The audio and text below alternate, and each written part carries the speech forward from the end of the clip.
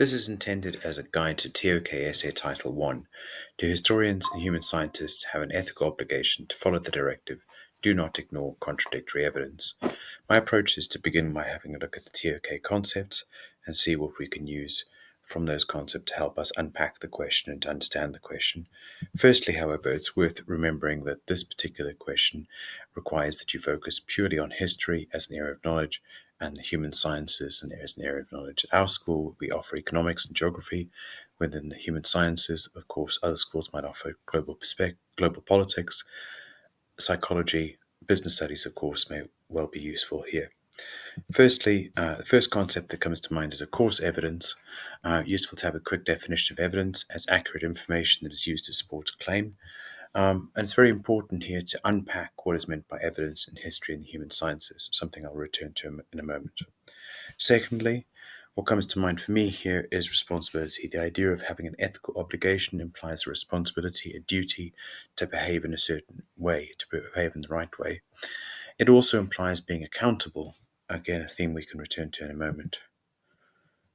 Finally, in terms of key useful concepts, when we have alternative evidence, when we have evidence that contradicts what we've already seen, that may well bring about alternative perspectives. A perspective might be something useful to consider here. And finally, implied in the question is the idea that experts, historians, and social scientists should be objective as much as possible and make sure that the evidence they're using is reliable and worthwhile of consideration. So going on to unpacking the question, do historians and human scientists have an ethical obligation to follow the directive, do not ignore contradictory evidence? So the first thing to consider is what counts as contradictory evidence in history. What is evidence in history? What might be the contradictory evidence?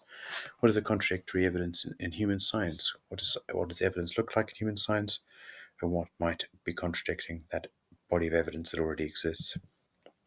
Furthermore, when might evidence be ignored? When should evidence be considered?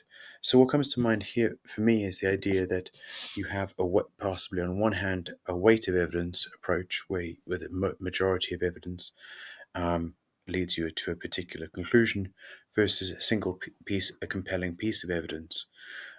So the idea, for instance, in human sciences of considering the outliers, whether you ignore the outliers, include the outliers within history when new evidence becomes available, for instance.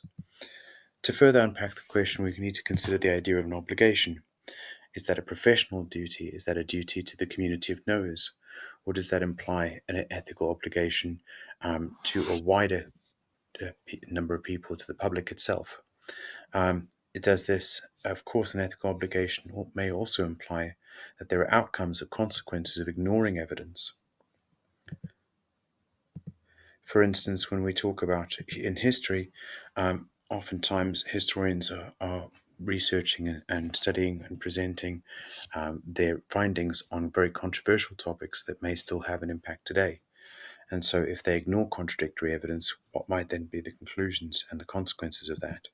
In human sciences, oftentimes the human sciences or social sciences have policy implications. They inform government approaches to things. And so if they're ignoring evidence, then that may have real life consequences.